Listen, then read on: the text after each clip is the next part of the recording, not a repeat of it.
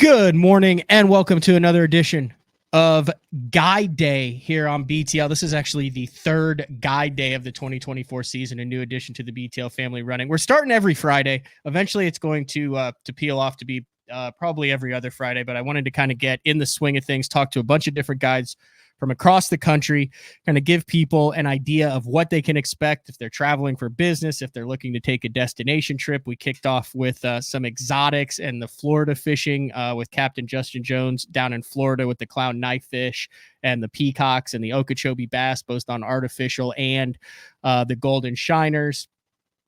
And then we transitioned to Big JP, who is up in New York, who kind of does the destination trip for the giant smallmouth. And now we're going to get right into the guts of it, right into the middle of the country, what I would consider, just based on my knowledge and the people that I know in that part, probably one of the toughest, but also most rewarding places to guide. And that is on the TVA, the Tennessee Valley Authority, the river systems. There's a bunch of lakes down there, and a guy who's been doing it for a long time, both in the tournament scene and the guiding scene, is Jimmy Mason, who we have joining us. Jimmy, thank you. We're taking advantage of this weather. You got some time off the water. Thanks for jumping on Guide Day. Hey, Matt, thanks for having me on. Is that a fair assessment? One of the toughest. Now, I know you're probably going to be a little bit biased, but you guide on Wheeler, Wilson, Pickwick, Guntersville. To me, there are tons of guides. There are tons of guys who fish that, who think that they could be guides. And there's just a lot of competition and a lot of different fisheries. Yeah, it is. And every year you'll have a few new ones come along, and you'll have some guys that drop off. So it can be, there's a number of us that work together that are all long term, and I think that helps is when you've got that established network that helps each other.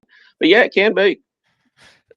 Just a little bit of background. I mentioned the fisheries you guide on, but you're a lifelong tournament angler. Now, you fished the Elite Series, I believe, in 07, the FLW Tour in 06. You fished like 80 opens and a billion BFLs. Like you're addicted to tournament fishing and always have been. Is that safe to say? Yeah, I like it. And that's kind of the kind of what led me into guiding is I've got an engineering degree and work full time in Huntsville. Huntsville's a big tech center, and when I won the ABA national championship back in 03, it kind of, I got a slot in the following year's opens, and the company, I had taken a bunch of time off above my vacation. And so the fished the opens, made the top 150s of my first year fishing them. And it came down to my company said either they were going through downsizing. So I took a severance, and I had guided in college a lot. So I went back to guiding and fishing tournaments. What got you into guiding in college? Family thing, or just spent a lot of time on the water, or what was it like back in the early 2000s? Just a lot of time 90s? on the water. Really? Just a lot of time on the water. Back then, I only guided on Wheeler, and I didn't do it a lot. Maybe 25 days a year, but just help pay the way through college. Yeah. That had to be like put your business card in tackle shops and word of mouth back then, wasn't it? I'm not trying to date you, Jimmy, but I mean, now it's totally different. It was way different than now. And how would you just word of mouth and hang out at tackle shops and get guide trips that way? Because I would imagine if you're college and you're young, still the TVA still had to be a lot of guiding competition back then. Really, it wasn't, man. And maybe one other one on Wheeler. And I live, at the time I grew up just, 2 or 3 miles from one of the Alabama's big state parks. So a lot of my business then came through the people that were staying at the state park. And so that really is what did it. So when you started, there was one other guide on Wheeler. Like, how many guides would you say there were totally on the whole TVA system? Like less than 50? Because now there's like 50 on each one, right? No, not that many. Like Wheeler, there's maybe 10 of us that guide any at all on Wheeler. And it's kind of funny. I live on Wheeler. My son's name Wheeler, and that's the lake. Wow. We lost Jimmy. Jimmy's back. Got you? Yep, I got you again now. Wheeler, there might be 10. Wilson, there's maybe 10. But Pickwick, there's more. There's probably 20. And then on Guntersville, it's probably closer to 40. Okay, so there's roughly on that stretch, there's 60, 70 guides. Are there a bunch of guides that guide on all four like you do, or is it mainly specific bodies of water, and just because of your familiarity with it, you kind of mix and match based on what's going on? It's mainly guys that'll do specific, All right. Talk a little bit about the tournament dynamic. I mentioned your tournament scene. What percentage of your clients are new to bass fishing? What percentage are fun fishermen, and what percentage are guys that tournament fish that you take out, I guess prior to their tournaments, or that want to become better tournament fishermen? Because like I said, you also tournament fish, and I know that in circles that gets talked about a lot. Some guides are 100% cool with guys being like, hey, I want to learn this body of water better, and they're open about tournament fishermen. Some guys, like you do like a Josh Douglas up in Minnesota, he's like, no, tournament fishermen have to be from out of state and book multiple days in advance. Kind of where do you stand on that, and what's your distribution of clients? Man, it's probably like that. The tournament guys is probably my least percentage that I do. Okay. I might be 10% on that. Mm-hmm. Maybe 15 some years, but overall that's the lowest percentage. I do a lot of corporate guiding. That's probably I'm about 70-75% repeat. So the majority of my clients are guys that I fished with a lot in the past, and Mm-hmm. a good percentage of them, probably at least 50% of mine is corporate, where guys are bringing clients in to entertain. They're they use it for rewards for their employees, and so it's a lot of that. But the tournaments is probably the least, but I've had guys win boats. The guys that I've taken win boats before, and guys make their major championships that they were coming here competing for, and guys making their national championships that they were fishing for, and in those, I actually had one client made the Bassmaster Classic fishing with me before one of the Federation Nationals here, and I that was really special right there. That's neat. It's a really diverse kind of section of the country. For those who aren't familiar with the TVA, just kind of, and I'm going to pull it up here on the map, but just kind of explain the section of the country that you guide in, and what makes the TVA fisheries so unique compared to any other kind of, would you call it a system It in the is. It country? is a system, and the neat thing about it is, of the four lakes that you mentioned that I guide on, every one of them is different, and they fish so differently, and it's a very cool deal. Guntersville is different than Wheeler, and Guntersville and Wheeler are kind of similar in a way, but Guntersville doesn't have the drawdown like Wheeler. So with Wheeler, you deal with a 6-foot drawdown, where Guntersville deal with 18-inch drawdown, and you've got the lower end of Wheelers kind of like a bowl. Same way with Wilson, it's like a big bowl where there's very little offshore structure away from the bank, and then you've got Pickwick, which is probably more like a combination of Guntersville and Guntersville and Wheeler, because it sets up like Guntersville, but it has the 6-foot drawdown. So it's a very diverse fishery, and one of the things that's so important is the current, and it is one of those deals where, like I always say, the current's the dinner bell, and you can be having some stellar days with clients, and then they cut the water off, and it's one of those things that every day is different, and that's one of the things that we say a lot, and it's true here, because it's so much current dependent, and it's a neat fishery. So will those fisheries all have different current at the same time? Like, could it be popping off on Wheeler but not moving on Pickwick, or is it kind of all move through that system? Like, do you have guys who call and say, hey, I want to guide with you, and you go, all right, you look at the generation schedule and say, we need to be on Wilson today, we need to be on Pickwick tomorrow, that type of Yeah, thing? Or okay. yeah, and a lot of time too that it's relating to water level, because like I said, Pickwick, they'll have a 6 foot fluctuation, where Wilson is more like about 18. So there are times you pick one over the other based upon the water level. Okay. And then is it majority bass that you do? I know I was doing a little research before. You do like white bass trips and stuff too, but are the majority, I mean, you guys slinging artificials for bass on most of these trips? Most of them, in the summertime, I do a ton of white bass trips, and that is turned into one of my favorite deals. And I think part of that's because like our kids are 10 and 11 now, and my son is eat up with fishing, and I take him and his buddies white bass fishing a lot, and I've got to where I've been offering that a lot the last 3 or 4 years. And 3 hours in the morning, 3 hours the evening, you'll catch anywhere from 100 to 200 in 3 hours. And a lot of them are on top water, so it's just so much fun, and kids love it. I do a lot of trips with kids. And funny story, this summer I took a corporate client of mine. He's got a 9-year-old daughter, and we got started a little earlier than the usual. And I told him it'd be slow for the first hour. Well, the first hour she had caught 75, and I mean, it was just unbelievable every cast. And then this storm popped up, and it's just like pouring buckets. And she's 9, and she refuses to go in. And like it wasn't supposed to rain. I had taken the rain suits out of the boat, and like we're all soaked, and she won't quit. And she did like 6 or 7 more trips this fall. I mean, this summer after that. But it was, that was her very first fishing trip, and now she's hooked. And that was a really, really cool deal. And those are all. Do you guys have hybrids and stripers in some of those lakes, don't you?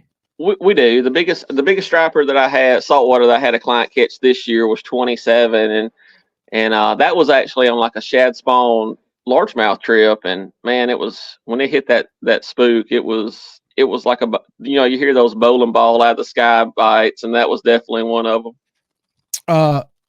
Okay, here's what I'm really interested in talking with you about. So the smallmouth fishing, it has been good there, but to me, just from the outside, and I've fished opens over the past couple years on Pickwick and Wheeler, it seems like there is a booming smallmouth population on some of these fisheries that is very targetable and looks ridiculously fun, whether it's tail race fishing, whether it's offshore bar fishing. Like, it seems like the smallmouth have really exploded over the last couple of years. Have you noticed that? And is that something that you target a lot? It's really good, and that's kind of one of the things that myself, I got one of the buddies I got with, Brent Crow.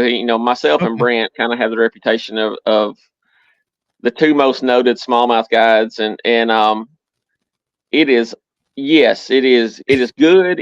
It's down just a little bit from a few years ago, but it's kind of, I think it's coming back. We've had several good spawns in a row, caught a lot of small ones the last couple of years, so I think you're going to see it come back as good as it was. Now, like 10, 11, and 12 were phenomenal years. I mean, this year was good. I think I had 39 clients this year catch 1 over 6. A smallmouth over. Wait a second. Say that again. So 39 of your clients this past year caught a smallmouth over 6 pounds. Yeah, that's like northern numbers, dude. Yeah, it is. I mean, it's like this fall in November, in one stretch, I had 11 6-pound smallmouth caught in a week, and I actually had 2 different clients catch 2 over 6 in that stretch. So what's don't give away trade secrets, but what kind of fishing are we talking about? Is it finesse smallmouth fishing, or are you power fishing these things with swim baits and moving baits and swift current? In the spring, it's in the spring and from February through, we do live bait fish here. Okay.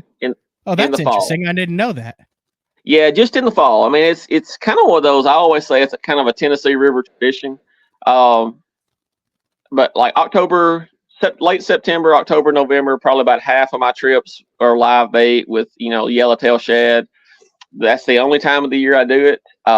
But it's so much fun, especially because you fished all year with artificials and having to do so much different, and be prepared in so many different, rods and reels and baits in the boat. Then come September, through late September through November, I mean, basically you got 4 spinning rods. If you got 2 clients in the boat, you'll have 2 spinning rods each with 8-pound test and live bait, and it's addictive.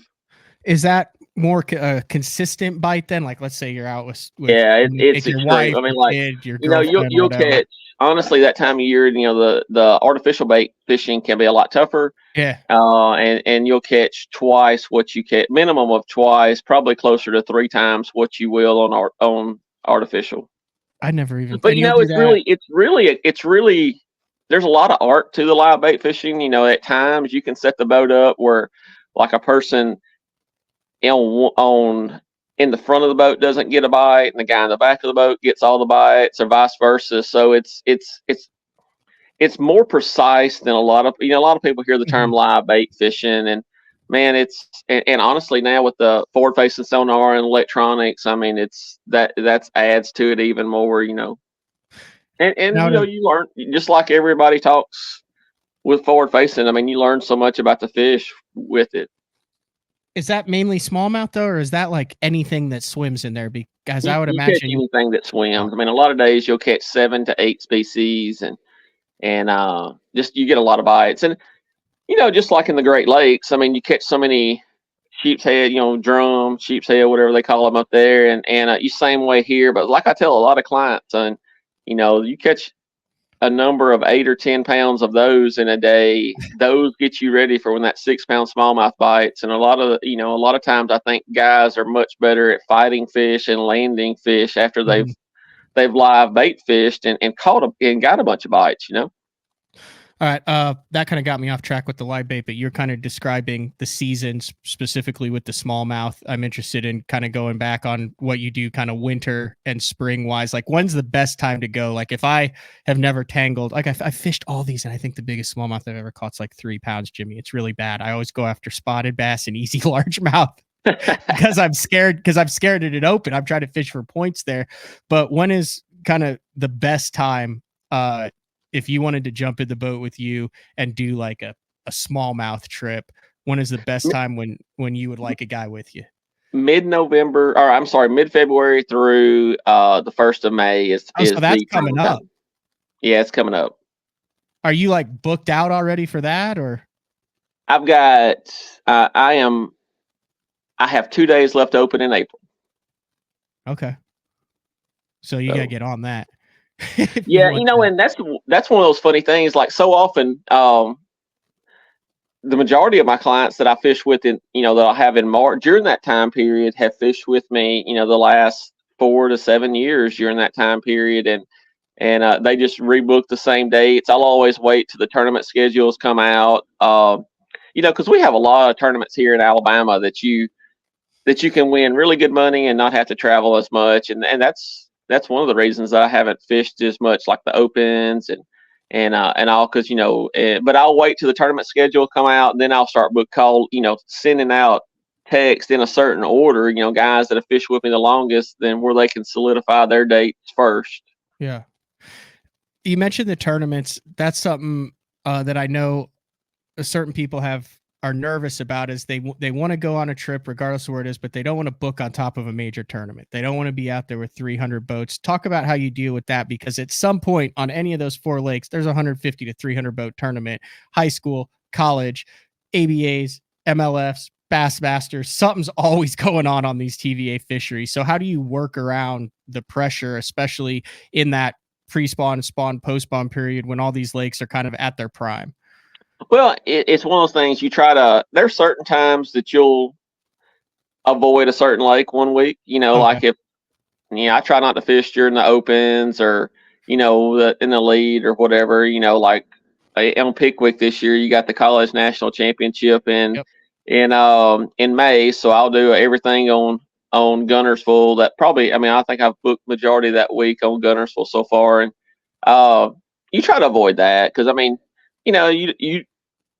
you don't want your clients to have to deal with not being able to fish where you want, or uh, just deal with that frustration as much as possible. Because some of these guys are coming from out of state, and so you want them to have the best possible trip possible. You mentioned the return guide clients. What can a client do to develop a relationship with that guide, to have that guide for years to come? Talk about, in your mind, what makes a good client and what makes you want to get back in the boat with them, and what makes a good client guide relationship. It's just like any other. I mean, it's just like any other relationship. It's a lot of conversation, and it's almost. You look at your clients as your friends, especially the one because I've got a number that I fish with 10 times a year, that I've fished with for 15 years. I mean, they become like, almost like really close. I mean, they become really close friends. They become almost like family, and just, basically just cutting up and having a good time. It's like, you treat it like you're fishing with a friend. It's got a point. The point is for them to have a great time, and the point is for them to. One of the most important things on that first guide trip is finding out what their objective is. If it's to learn a specific thing, if it is trying to catch that fish of a lifetime, if it's to entertain a client, one of the things. I mean, I know Gleason. Daryl's a good friend of mine, and I was listening to the BTL he was on, and there was something mentioned about keeping a log of what different clients like, and he mentioned that sounds like something I would do. But honestly, the little things like that, like, I mean, I've got certain clients who, one of them, he loves oat and honey bars. And so whenever, and he's about a 15 trip a year guy. So Those I are a will make nightmare sure. in the boat, Jimmy. You can't eat Huh? an oat and honey. You can't eat an oat and honey bar without getting it all over the boat. It's impossible to eat one of those without the back half crumbling. Well, like I said, he's about a 15 trip a year guy, and great client, great friend. So I'll always have him in the boat. Yep.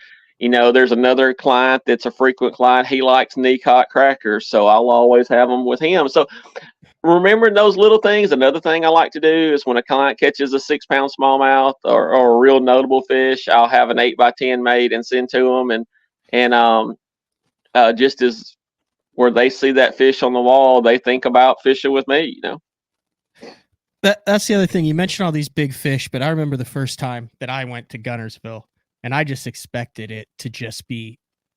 I expected it to be like the greatest thing I'd ever seen, because you watch the guys go down there and ski reefs catching 100 pounds, and you see all the 8 and 10 pounders. Managing expectations on fisheries that are historic, where big fish live, has to be a big part of your job, because I've spent a lot of days out there with good guys where I'm like, dude, I caught like 11 pounds today and had 5 bites, and I'm on Guntersville. Like, you have to deal with those days too. Talk a little bit about the management of expectations on such historic fisheries like a Pickwick or a Guntersville, specifically those two. Man, that's huge. That is huge. Especially the hardest part is when you've got lakes that when the lakes go into a down cycle a little bit, and every lake does. Fortunately, here, with the 4 lakes, there's always one that's on an upswing when the other is on a downswing. And right now that's Guntersville. Guntersville's probably fishing as good as it has in 10 years. So, but sometimes some of the hardest trips are the trips when you've had guys that have had just stellar days in the past, 2 or 3 years ago, and they come back to the lake, and when it's on like a little downturn, and it's not as good as it was. But a lot of my clients are really serious fishermen, and one of them in particular is probably one of the most well-traveled fishermen that I know anywhere. His theory is to hit the epic days, you got to be willing to. It's a 50-50 chance you're going to hit a bad day. And like, so he always tries to book on the very front end of when he expects the fish movement to happen, knowing that he might be booking early. And to him, it's worth it to come and have 2 days when they hadn't made the move yet, but they're fixing to, because the days that you hit when they make that big, massive move up, it's the days you remember 20 years from now. In particular, like, probably the best smallmouth guide day I've ever had was with him. And he records all the fish we catch, weighs them, and I actually have a copy of the paper that he recorded that day. Like our best 20 smallmouth that day weighed 99. He had a 714, and I had a 71. And the person he had with him had 2 over 6, and we had one more over 6. So it was the You day had of a a lifetime. 38-pound bag of smallmouth Yeah, it was for pretty your best incredible. 5. Best 5. Okay, so here's a question also then. You hear people say, well, why don't guides win every single tournament that they enter? And like you fish a bunch of tournaments too, and you've had a lot of success, but talk about the difference between a guide day and then a tournament day in your mind. Man, and that's one of those things you always see, like in the rules at different Yeah, tournaments. With no the guide. the no guide rule. Honestly, I always say that the person that's the most dangerous is the retired guy that moved to the lake, or the retired guy, because they when you're guiding, you're not necessarily hunting tournament winning fish as much. It's for the most part, it's about the guys getting bites. Mm-hmm. And I tell people a lot, like the more I've guided, the worse I've got at deep cranking, but the better I've got at the spinning rod fishing, because so often bites are the most important thing. And that's just like in the summertime. The majority of your clients, when you're deep fishing, I mean, if you give a guy, all right, we're going to go throw a big fat free shad or a DD22 all day and catch 10 good ones, or we're going to go and drop shot and you're going to catch 50 or 60, they're going to pick that drop shot. And so a lot of times, I mean, you're guiding, you're not necessarily looking for that tournament grade of fish. That was the other question. The midsummer can be stifling there, but you guide 12 months out of the year right through kind of those dog days of summer. Yep.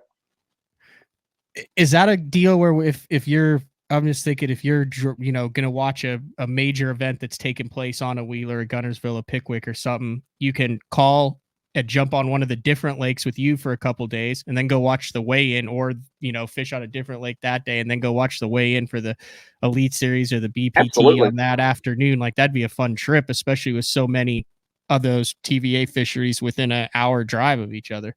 Yeah, for sure. Just like the Elite this year at Wheeler, the Elite this year at Smith. I mean, Yep. That Smith time period is one of those when the white bass bite's so good, and you can go and have just a killer 3 hours in the morning, and then go, like you say, go clean up and go to weigh in.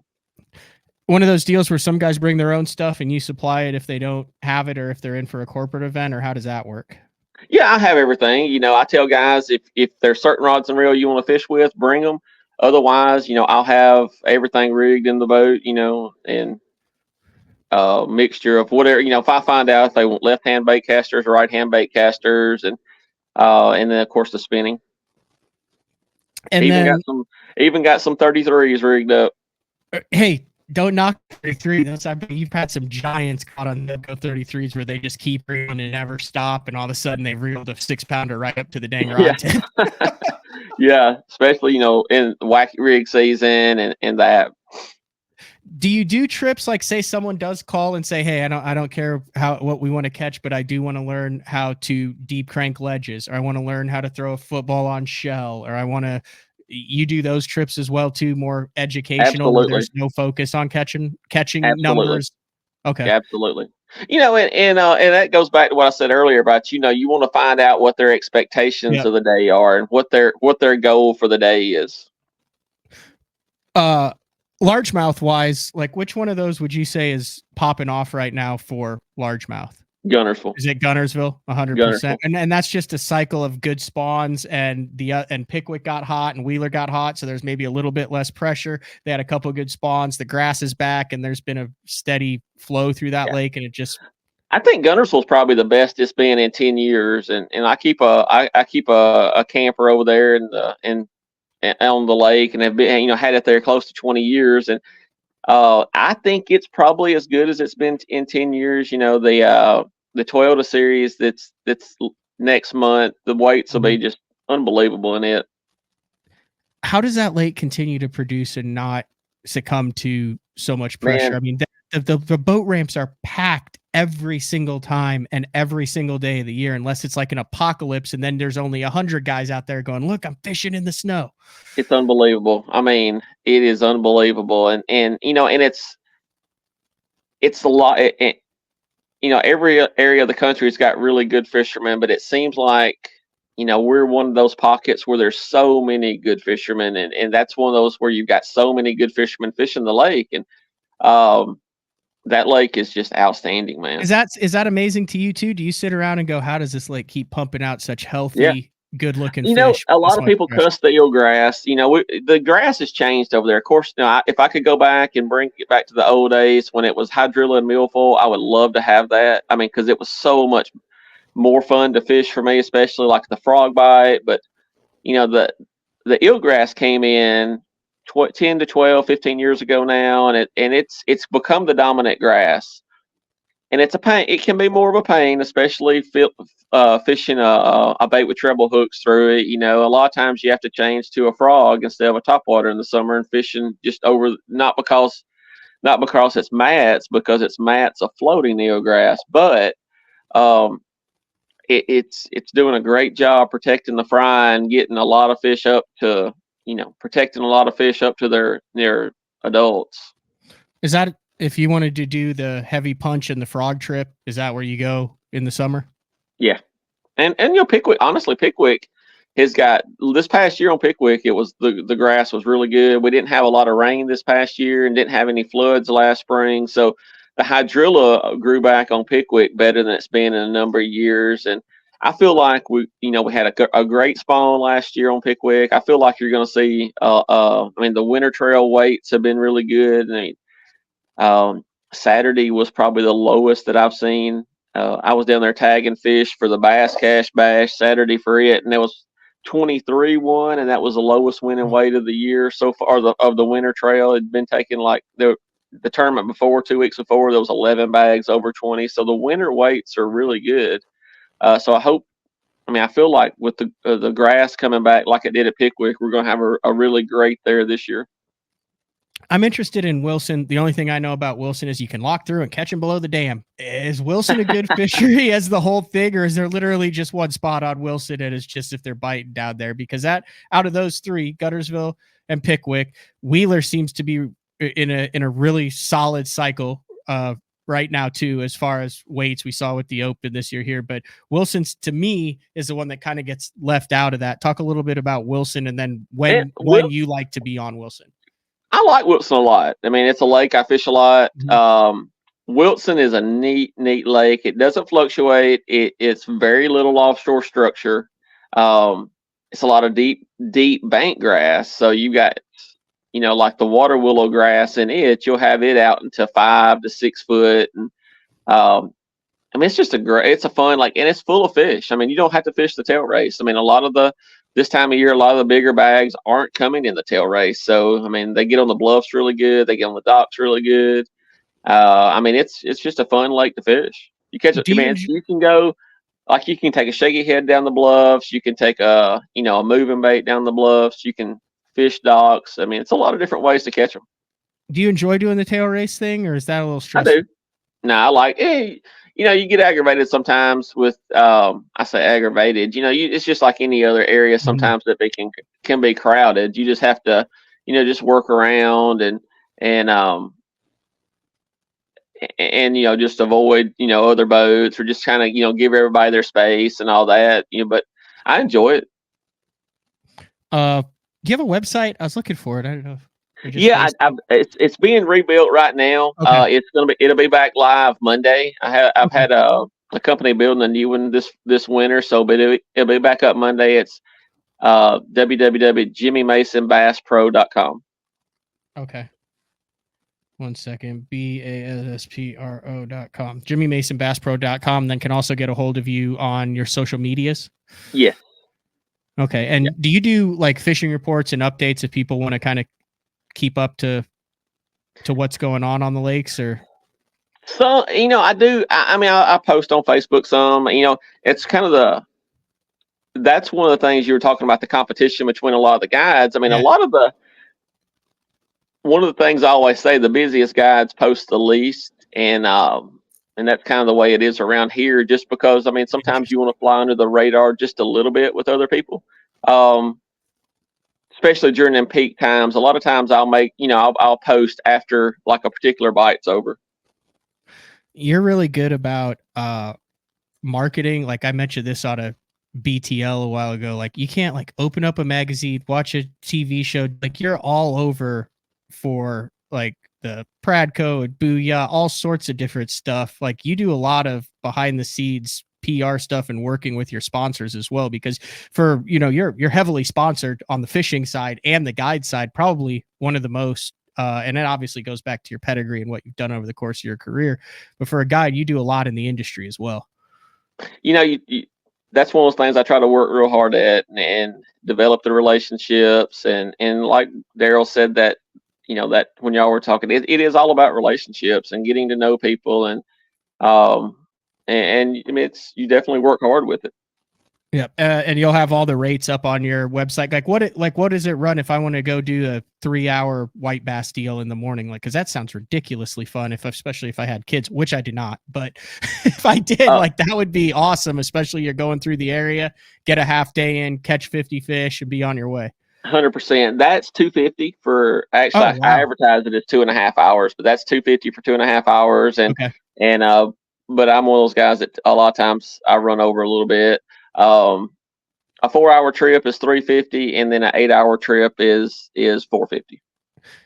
Wow. Is that all standardized across the area? I mean, you got so many guides. I'd imagine the competition would have to be there. Do you guys do a pretty good job of standardizing? Because in Oklahoma and Texas right now, we're running into guys who are 1,500 to 2,000 for specialty trips. Then there's like the standard where the standard's 750 in some parts of the country. It's 600 in other. It seems to be all over the board. It is, and that's pretty much the standardized rate here, at least with the group of guys that I work with. I don't really know any of the mainstream guides here that are much higher than that. And like I said, and that's typically the standard. If you're bass fishing, do you prefer a guy who books a full day or a half day, or does it not matter to you? Like, if you're going to get, in your opinion, the most bang for the buck where you can really get into it, immersed in it, can you do that in a half day trip, or do you prefer to get out there and say, all right, we got some time to get this guy dialed in? Or late? Well, a lot of times, especially with the current, there'll be a peak feeding period, and then they'll shut the current at certain times of year. When they cut the current off, I mean, that's one of the things that's hardest. And you try to kind of let people know, are they going to bite really good till 11, and then the current's going to cut back in half, and then there's going to be 3 or 4 hours where they don't, or vice versa. They cut the current on and at a certain time of day, and I mean, it's one of those that sometimes that last few hours you don't catch near as many. You have to really scramble around, slow down, whatever. And um, I personally prefer the 8-hour days, but at times, especially like in the shad spawn time period, that time, a lot of times 4 hours. I mean, you blister them for 4 hours, and the person's caught all they want to, and they're ready to go in, and that's always fun too. All right, I'm glad you mentioned that. For those who don't know what a shad spawn on the TVA is like, describe a good shad spawn scenario, like in the prime, what you can expect.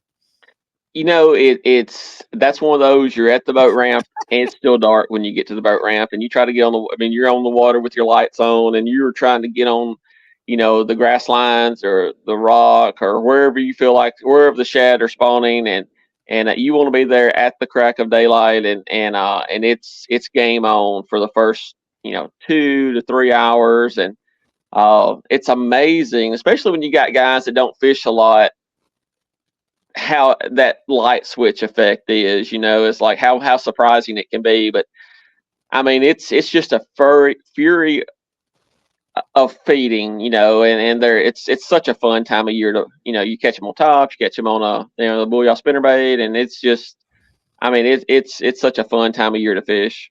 It's a bite that, in my opinion, the first hour and a half can make your entire day. Like I vividly remember like the first one that I saw on Pickwick, and I was like, my God, this is like piranhas. Like you get on It a is. stretch and they're literally there's billions of shad up there, and you have no idea how they can see it, but you're either throwing a swim jig or a buzz bait or a little crankbait, and they are actively hunting your lure down. And Yeah. the cool thing about the shad spawn, and correct me if I'm wrong here, is it could be a 7 or it could be a 13 incher, and they all mix Yeah. in with the, and they all just go haywire for a couple hours. Absolutely. And I mean, like you'll start feeling, just the little hits on your baits, but like throwing a spinner bait. And that's one of the things, especially if like you're searching for it.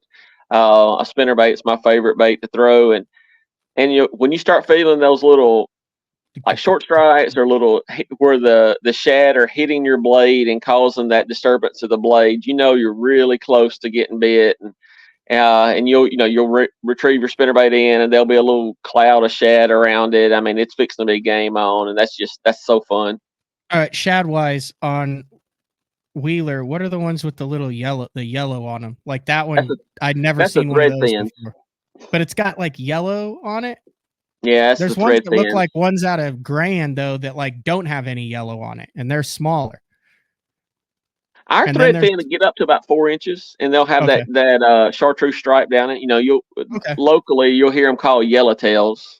okay. That was Um, it then. So it's a little bit different than what we have in Oklahoma because those things came in and you snag one and you're like, holy cow! Like I need to be throwing something with chartreuse. yeah, that's why like the foxy shad and that little the shad baits with that little chartreuse stripe down them. That's from the shad. That's from the thread fins, the yellowtails. Yeah, and then you also have gizzards and then skipjack herring.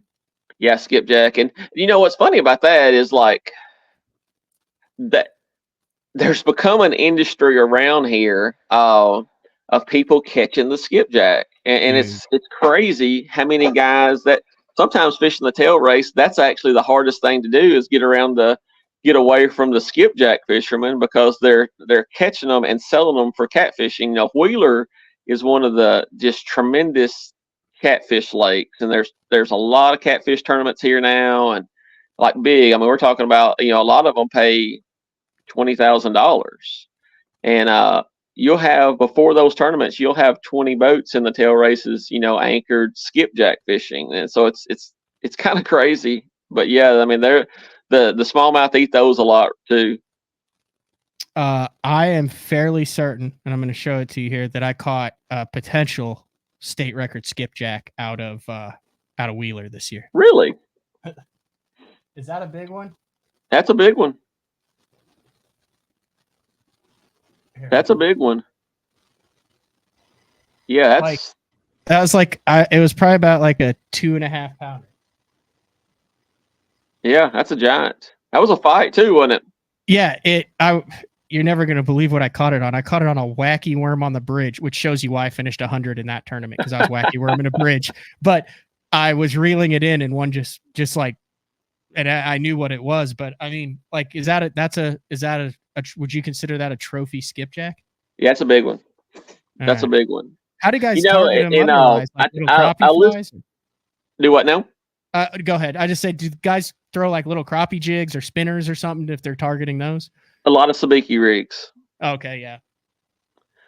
It's I listened to your BTL when you were talking about that tournament and that bridge.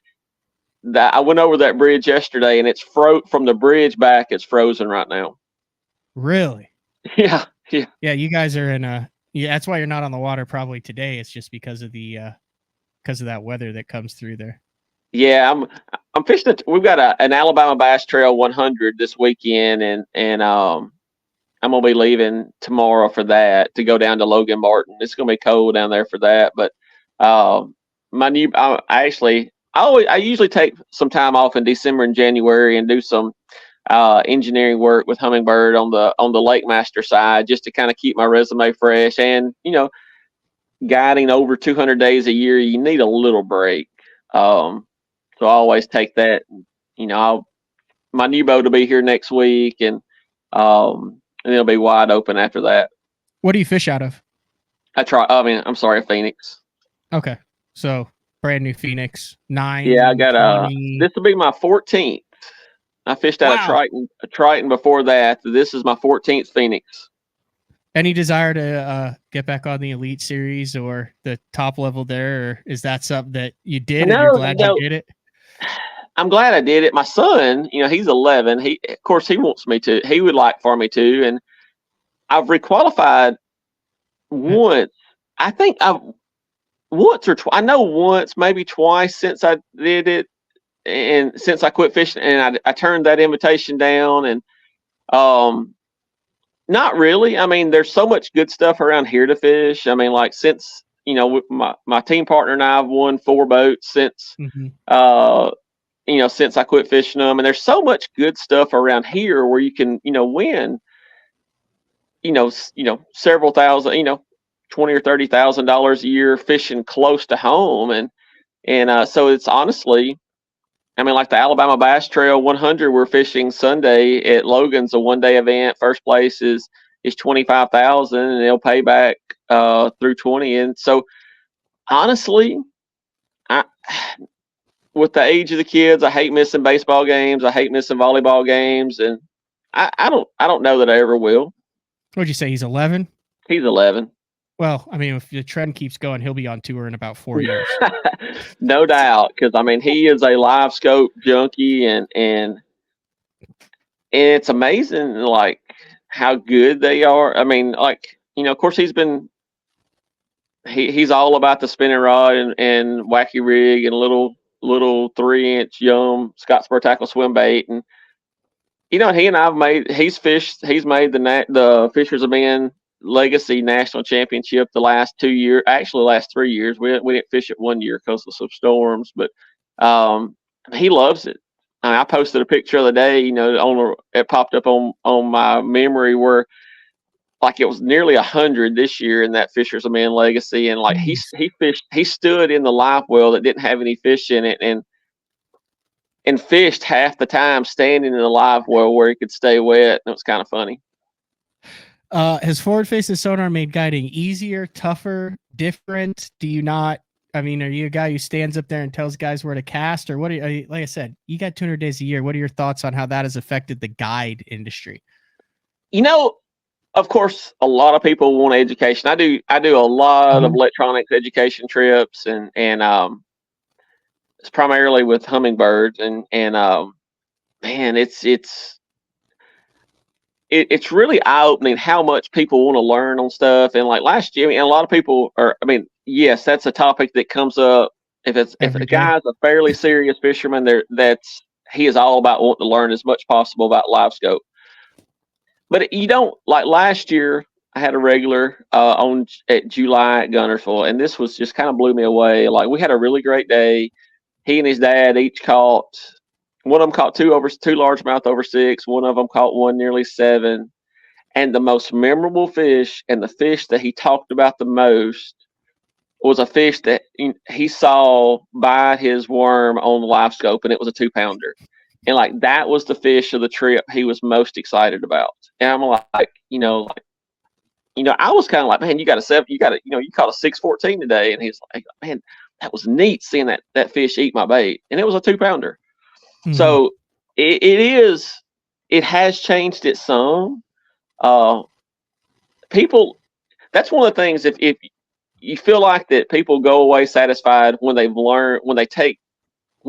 feel like they've learned at least one thing in a day, and live scope has been one of those things that people have really wanted to, you try to focus on them learning something that day with live scope. In my opinion, Guntersville is an underrated spotted bass fishery. True or false? 100%. And they're getting bigger over there. Matt Herron was sending me some pictures of some really good ones he was catching this winter there, and I mean, there's I've had a guy catch one over 5 there, and it's amazing how they're pretty reliable too on some places. You ever have a guy who's like, hey, I want to go spotted bass fishing? You ever had a spotted bass trip, or is that one would be a new one? Because that would be me. That would be me, Jimmy. Man, it's funny. You get all kind. That's kind of one of those things.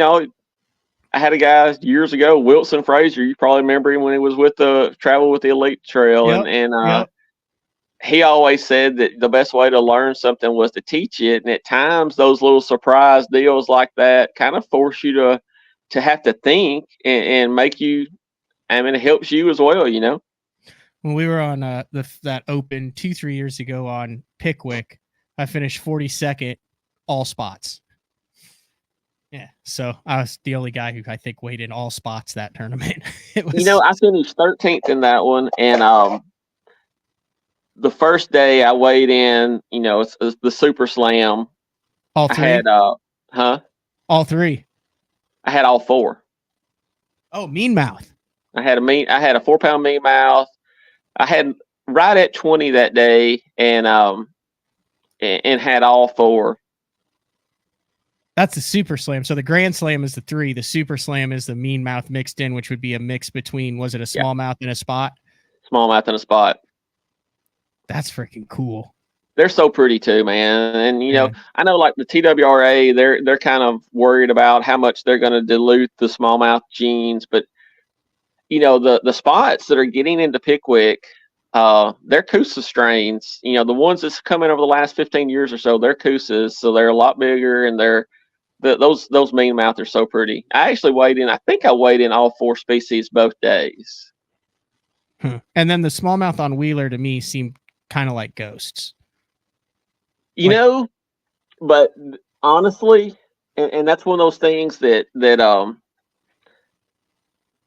guiding on Wheeler the least. Wheeler's also my favorite from a tournament standpoint, and a lot of times I'll concentrate on smallmouth, and like when I won that ABA national championship back in years ago, I weighed in, and like that was 580 boats in that, and I weighed in 580 people. I'm sorry. Oh, okay. I was gonna say.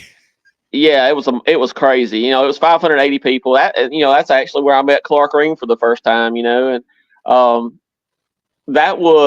weighed in 13 out of 15 of the fish I weighed in were smallmouth in that tournament, and there's just Wheeler smallmouth are different. They are more nomadic. They will come. They will leave you in a heartbeat.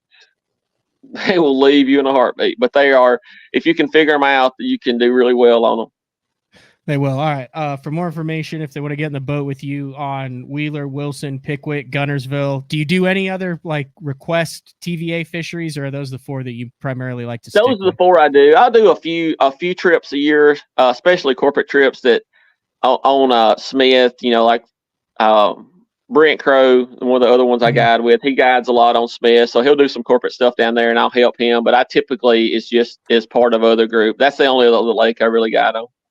Yeah, I guess you don't have to go. I mean, those 4 have pretty much everything you could ask for. Anything else that I'm leaving out here? Social media, Facebook page.